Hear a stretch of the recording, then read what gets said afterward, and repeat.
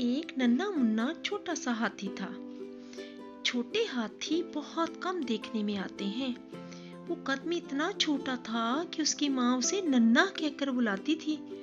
दूसरे हाथी उस पर हंसते थे, लेकिन माँ कहती, परवाह ना करो, बड़ाई कद से नहीं होती।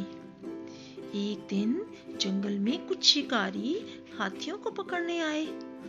वो उन्हें सर्कस वालों के हाथ बेचना चाहते थे, जो उनको तरह तरह के करतब सिखाते थे। उन लोगों ने कुछ हाथियों को भी पकड़ लिया। उनमें नन्हे की माँ भी थी। शिकारियों ने उन्हें पिंजरों में बंद कर दिया, लेकिन वो नन्हे को ना पकड़ सके। वो छोटा सा था और कहीं छुप गया था। जब ये लोग सो गए तो नन्हा चुपके से निकला और एक शिकारी की जेब में अपनी सूंड डालकर पिंजरे की चाबियां निकाल ली।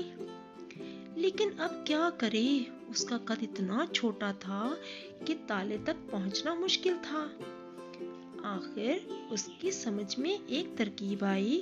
उसने एक बड़ा सा लकड़ी का बक्स, जिसमें शिकारी अपना खाना वगैरह लाए थे, खिसकाकर उस पिंजरे के करीब रखा जिसमें उसकी माँ बंद थी, और बक्स पर चढ़कर ताला खोल लिया।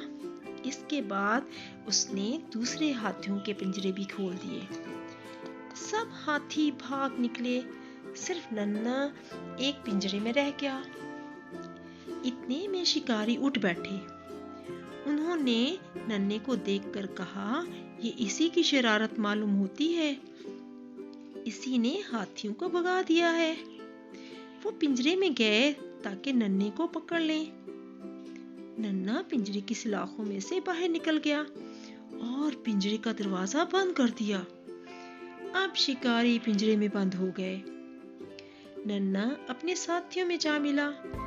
सब ने उसकी बहुत तारीफ की। अब नन्हे ने सोचा कि कद में छोटा होना कुछ इतना बुरा भी नहीं, मैं इसी में खुश हूँ।